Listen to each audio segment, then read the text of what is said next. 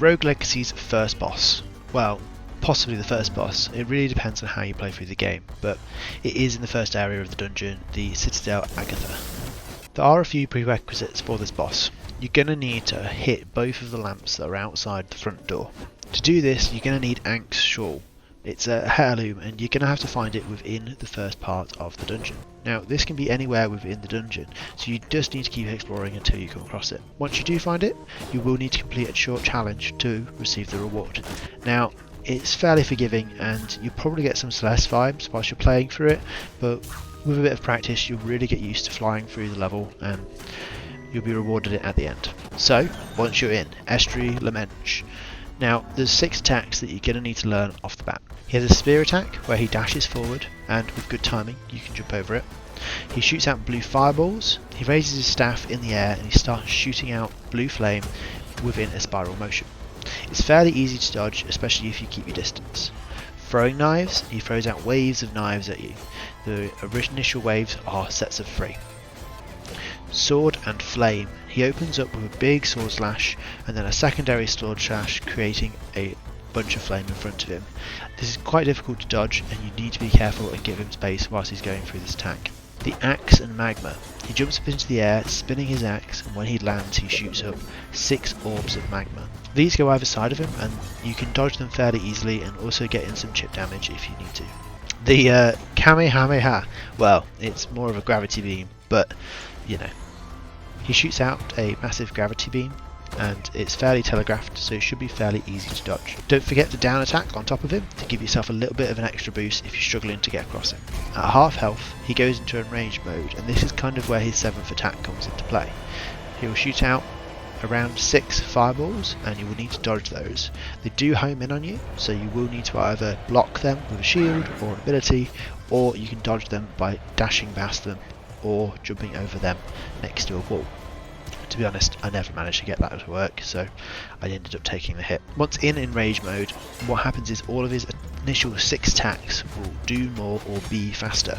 There's more daggers, there's more blue fire, there's more blue flame, there's more magma, and his gravity beam is a lot faster. Oh, and his spear attack as well, it goes further and faster. So, some strategy. I've already mentioned a few things to be able to help you out with the initial attack. A lot of it will be learning his animations that indicate what attack he's going into. Once you learn these opening poses for each attack, it should become easier to dodge whatever's coming in. In enrage mode, it's harder to track the opening move, so sometimes it's best just to give him a bit more space and give yourself the opportunity to dodge the attack rather than trying to get in that extra attack or extra hit. It will always punish you, especially with something like the gravity beam. You think you have enough time and you never do. Generally his hitbox is fairly forgiving. You can also jump over him and don't forget to down A, as I mentioned before, to give yourself that little extra boost to get over the top of him. Don't panic, this is probably the hardest thing to do, especially in this first boss, especially when you go into enrage mode. You find that everything does more and it just has this, you just want to do the damage and get out and be done, but you're only halfway through it. Once you've learnt the attacks, you'll be able to find where you can get damage in. It's just that extra little bit of chip damage between animations, between attacks. You'll be able to find enough spaces to be able to defeat the boss. There are some places to just hold off on damage though. It is okay to let him go through multiple attacks and waiting them out to get in more damage later.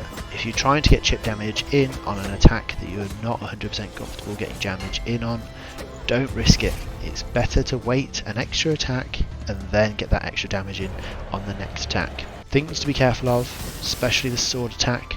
He can send flames either side of him, especially if you jump over him early. Gravity beam in enrage mode is very quick. It will catch you out the first time.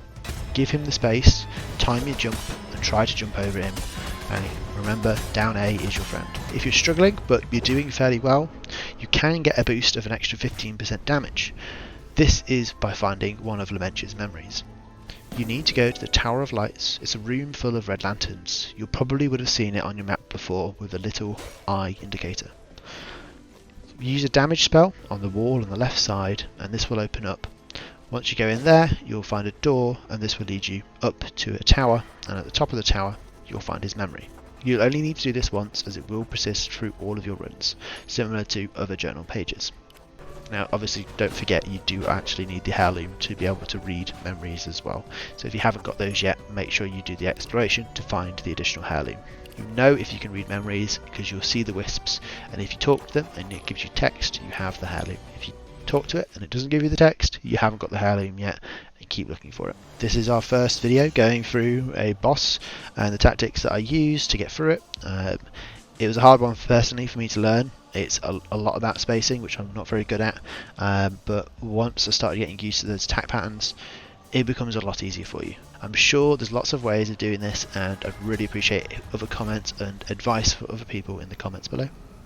So that's it, good luck, and may your hairs have talents that are not so useless. Right, have a good one. Thanks.